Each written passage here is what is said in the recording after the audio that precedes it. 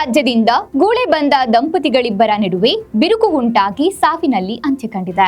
ಹೌದು, ಇದು ಚಳ್ಳಕೆರೆ ತಾಲೂಕಿನ ತಳಕು ಪೊಲೀಸ್ ಠಾಣೆ ವ್ಯಾಪ್ತಿಯ ಕಾಲುವೆಹಳ್ಳಿ ಗ್ರಾಮದ ಹೊರವಲಯದಲ್ಲಿ ಮಹಾರಾಷ್ಟ್ರ ಮೂಲದ ಕುಟುಂಬವೊಂದು ಇದ್ದಿಲು ಸುಡುವ ವಲಸೆ ಕಾರ್ಮಿಕರು ಟೆಂಟ್ ಹಾಕಿಕೊಂಡು ಇದ್ದಿಲು ಸುಡುವ ಕಾಯಕದಲ್ಲಿ ತೊಡಗಿರುತ್ತಾರೆ.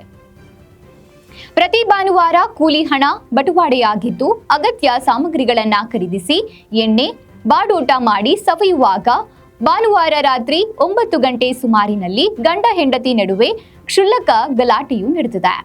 ಈ ಗಲಾಟೆ ಮಾರಣಾಂತಿಕ ಹಲ್ಲೆಯಾಗಿ ಗಂಡ ಹರಿಶ್ಚಂದ್ರಪ್ಪ ಚಿಕಿತ್ಸೆ ಫಲಿಸದೆ ಮೃತಪಟ್ಟರೆ ಹೆಂಡತಿ ಯಶೋಧ ಗಂಭೀರ ಗಾಯಗೊಂಡು ಜಿಲ್ಲಾಸ್ಪತ್ರೆಯಲ್ಲಿ ಚಿಕಿತ್ಸೆ ಪಡೆಯುತ್ತಿದ್ದಾಳೆ.